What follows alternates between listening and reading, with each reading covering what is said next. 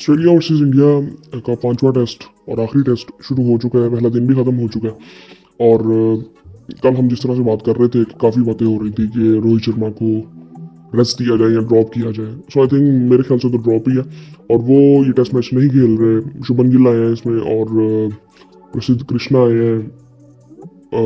I think आकाशदीप की जगह पे, आकाशदीप इंजर्ड थे। सो आई थिंक पहले इस चीज़ को देखें, मुझे पहले तो ये लगता है कि यार रोहित शर्मा को बिठाना नहीं चाहिए था, क्योंकि वो मे भी वो खेल रहे तो हो सकता है कि वो खेले भी ना टेस्ट क्रिकेट। सो अब इस वक्त इंडिया की सूरत हाल को इतनी अच्छी है भी नहीं।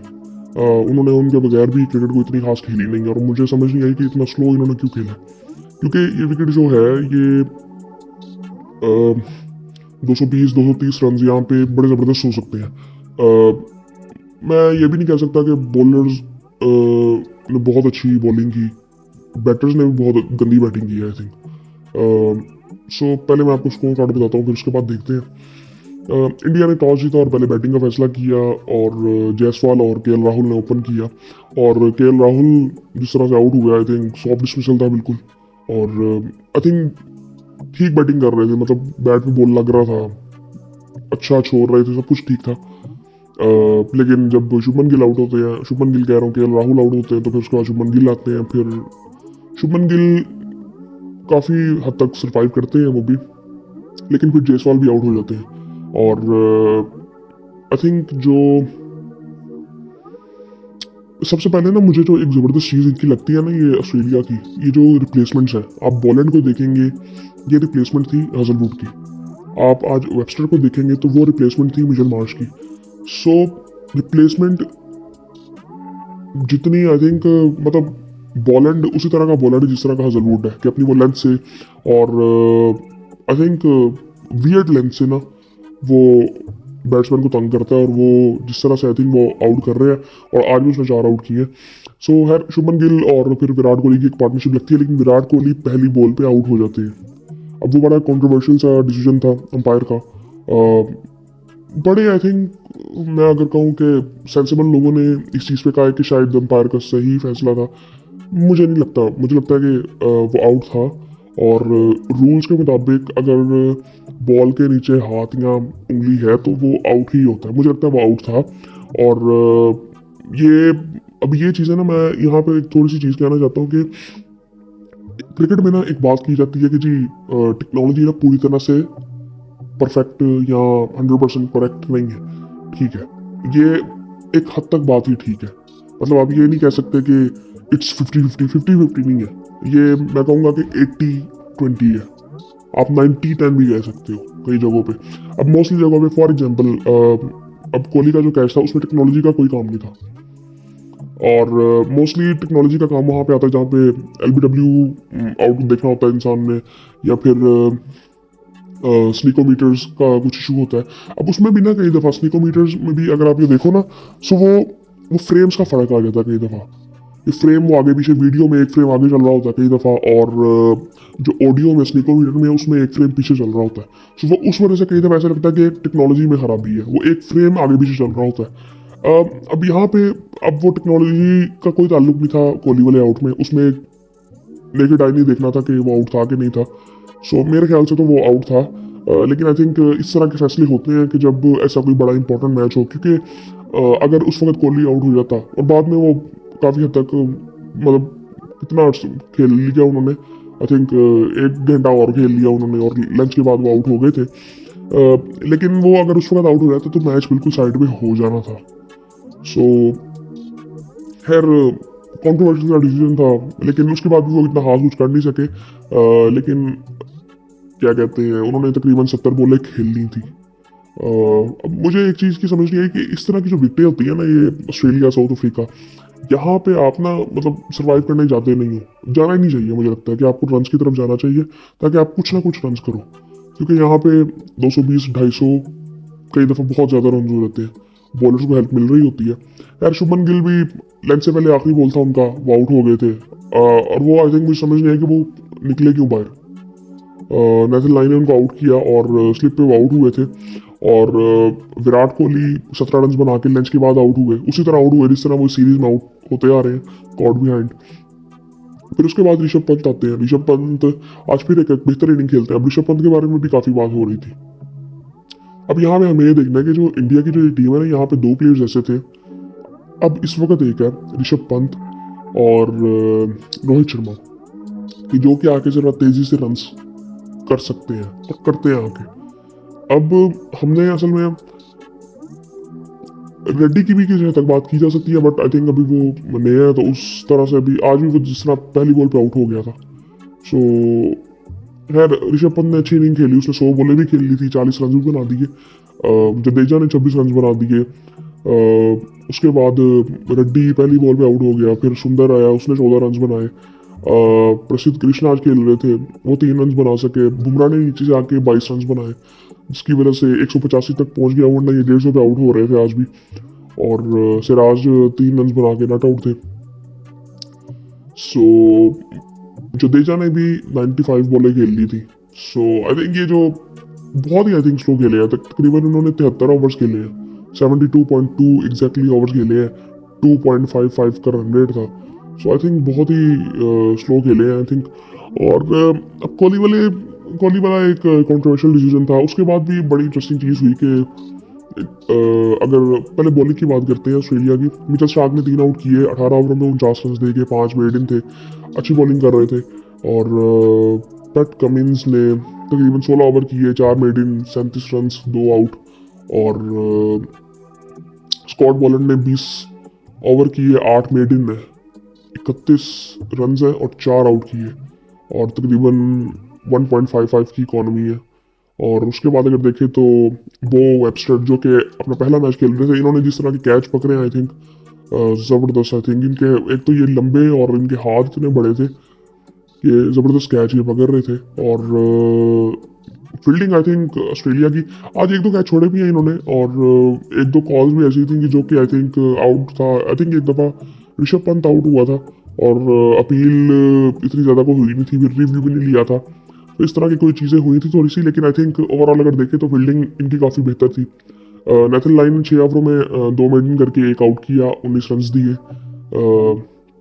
सो अगर बात करें तो बॉलैंड का दिन था आई थिंक। और जिस तरह से बॉलिंग करता है, एक पता नहीं अभी ये कहना चाहिए अच्छी चीज़ है कि नहीं कि 72 ओवर्स खेले इंडिया ने, और लेकिन रन्स 185 आई थिंक किए सिर्फ। इनको 220-230 करने चाहिए थे शुरू में। अगर थोड़ा सा लेके चलते ना कि यार असल में ना कई दफ़ा ना आई थिंक मुझे ना अप्रोच कोई ठीक लगी नहीं है इंडिया की। यहाँ पे आपको रन्स करते रहना, यहाँ पे आप ठहर ही नहीं सकते। अभी वो साउथ अफ्रीका और पाकिस्तान का मैच हो रहा था, वो भी आई थिंक बड़ा उनका अच्छा स्टार्ट हुआ है। और इस विकेट की भी अगर बात की जाए, अभी ये विकेट पूरा ग्रीन लग रहा है, लेकिन ये उस तरह से जितना मतलब ग्रीन लग रहा है उस तरह से बॉलर को असिस्टेंस दे नहीं रहा है। ठीक है, हेल्प मिल रही है, लेकिन बैट्समैनों ने अपनी गलती की है और फिर वो आउट हुए हैं। लेकिन आई थिंक ये विकेट आगे जाके जरा मुश्किल होगा। अब इंडिया ने बैटिंग का फैसला किया। अब अंपायर्स कह रहे थे, अंपायर्स कह रहा हूँ मैं, कमेंटेटर्स कह रहे थे कि ये फैसला मतलब ऑस्ट्रेलिया के लिए बेहतर साबित हो सकता है, क्योंकि सुबह जो थी वो ओवरकास्ट कंडीशन थी, और फिर उसके बाद धूप भी निकल जानी थी, लंच के बाद निकल गई थी जो। और सो वो फायदा उसने उठा लिया ऑस्ट्रेलिया ने। लेकिन आई थिंक मुझे लगता है कि अभी भी ना मैच आज का दिन कह सकते हैं कि ऑस्ट्रेलिया के हक में ही है, लेकिन ये टारगेट मुश्किल हो सकता है। मतलब ऑस्ट्रेलिया को भी इसके लिए अच्छी बैटिंग करनी पड़ेगी। अभी फिलहाल ऑस्ट्रेलिया का 1 आउट है। अब ऑस्ट्रेलिया ने 3 ओवर खेले और फिर आज एक फड्डा हो गया था बुमराह का। उस्मान ख्वाजा असल में वो टाइम किल करने की कोशिश कर रहे थे। सो बुमराह वो कह रहे थे जल्दी रेडी हो, जल्दी रेडी हो। सो कॉन्शियस जो था वो थोड़ा ज़्यादा आई थिंक इन्वॉल्व हो रहा था, इंगेज कर रहा था। सो आई थिंक फिर उसके बाद वो 1 बॉल बाद फिर आखिरी बॉल था और वो ख्वाजा आउट हो गए कोर्ट बिहाइंड। और 3 ओवर खेले, 9 रन बनाए, और कॉन्शियस ने वैसे पहली बॉल में बुमराह को चौका लगा दिया था आते ही। सो अब कल बड़ा इंटरेस्टिंग हो जाएगा ये कि कॉन्शियस कल कैसी बैटिंग करता है।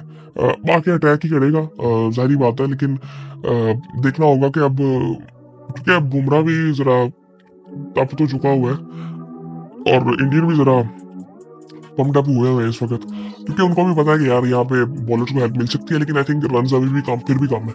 185 रन बहुत कम है। आई थिंक 250 आइडियली इनको करना चाहिए था कि 250 के करीब जाए, फिर जाके बॉलिंग कुछ करे, लेकिन 185 मेरे ख्याल से वो एक दफ़ा हो गया कि 150 रन इंडिया ने बनाए और 100 पे आउट कर लिया। वो ऑस्ट्रेलिया दोबारा ये गलती नहीं करेगा, क्योंकि ये गलती बार बार करते नहीं है। बाकी I think overall I think मैं कहूँगा कि मैच पूरी तरह से भी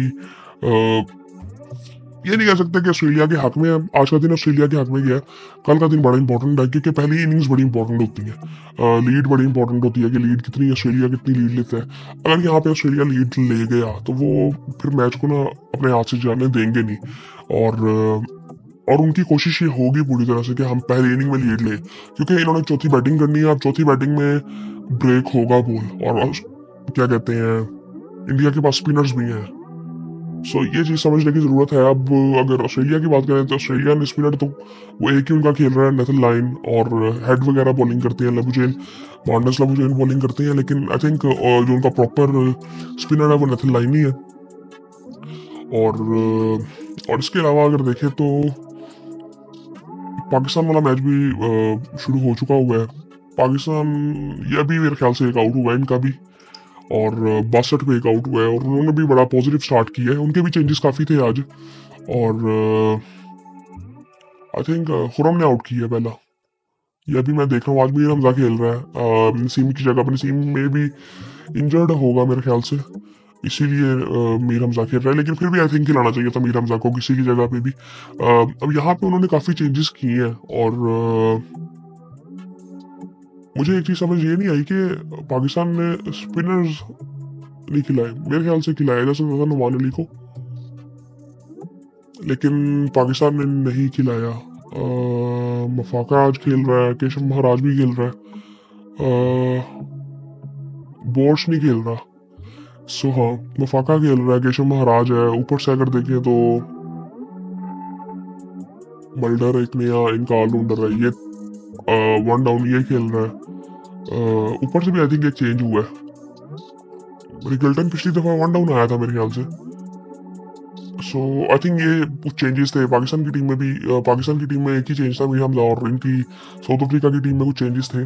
लेकिन अगर देखें तो ओवरऑल ये इंडिया वाला मैच आई थिंक अभी कल बहुत मजा आएगा। कल इसलिए मजा आएगा कि कॉन्सस आगे बैटिंग करेगा और इंडिया तपा होगा, और कॉन्सस अपने तरीके से बैटिंग करेगा अगर वो ठहर गया तो, और वो आई थिंक इसी तरह जाएगा, या तो मारेगा या तो आउट हो जाएगा, जिस तरह की वो बैटिंग करता है। और बाकी आई थिंक कोई इतनी खास दिन तो आज का बड़ा अच्छा गया वैसे। अब वो आज उसमें बात होती रहेगी पूरे दिन मीडिया पे। ये जाहिर बात है, ये इस तरह के राउंड होते हैं ना, तो वो जिसको फायदा मिला होता है ना वो कभी भी नहीं कहता कि ऐसा है, और जिसका नुकसान हुआ होता है वो हमेशा कहता है कि ऐसा हुआ है। कॉन्ट्रोवर्शियल था थोड़ा सा, लेकिन यार मुझे लगता है कि आउट था। मुझे ना बड़ी हैरानगी हुई, मैं अभी अरसलान को देख रहा था, CB अरसलान जो है कॉमेडी वाले, वो आई थिंक मुझे उनका बड़ा वाइज आई थिंक एनालिसिस लगता है। बट आई थिंक उन्होंने भी ये कहा कि आउट नहीं था। मुझे नहीं लगता, मैं समझता हूँ कि आउट था। मे बी आइडियली शायद ये क्रिकेट के लिए शायद उस दिन के लिए बेहतर हो। मैं वही बात कर रहा हूँ कि ये जो मार्जिन दिया जाता है ना टेक्नोलॉजी का कह के इंसान को, कि इंसान की कंट्रोल में चीज़ें रहे, ये सिर्फ उस वजह से होता है। वरना उसके बाद आई थिंक अगर पॉलिटिक्स खुले में हो ना तो फिर वो सीधा कैच भी आउट ना दिया जाए। सो खैर ये आज का दिन था, और कल का दिन अब बड़ा इंपॉर्टेंट है। पाकिस्तान का मैच खत्म होगा पहला दिन, तो फिर देखेंगे उसमें क्या होता है। अभी फिलहाल उन्होंने अच्छा स्टार्ट किया है, और देखते हैं पाकिस्तान क्या करता है। और वो अच्छे रन रेट से बैटिंग कर रहे हैं। मैं वही बात कर रहा हूँ कि ये जो कंडीशंस होती है ना ऑस्ट्रेलिया की और साउथ अफ्रीका की, इवन ये न्यूजीलैंड वगैरह, इंग्लैंड वगैरह, यहाँ पे आपको रन करने होते हैं, यहाँ पे आपको ठहरना नहीं होता। वो उन्होंने पिचेस ही उस तरह की बनाई होती है कि आप बिल्कुल मतलब ठहरो ना। मोस्टली ऐसा होता है कि शुरू में कह सकते हो कि अगर वाइड बॉल है तो आप 3-4 ओवर थोड़ा सा टाइम ले सकते हो, लेकिन आई थिंक वो टाइम लेने वाला वो आई थिंक ये दौर ही नहीं है। अब आपको साथ साथ ही रन करने पड़ते हैं। टेस्ट में आप कह सकते हो कि सुबह सुबह होती है तो ओवरकास्ट कंडीशन हो सकती है कई दफ़ा, सो वो थोड़ा सा होता है, लेकिन आई थिंक ये पिचेस इस तरह की हैं जहाँ पे आपको रन्स करने पड़ते हैं, वरना आप डिफेंड करते करते आउट ही हो जाते हो। सो बाकी आई थिंक देखते हैं फिर कल क्या होता है और फिर आपसे बात होगी।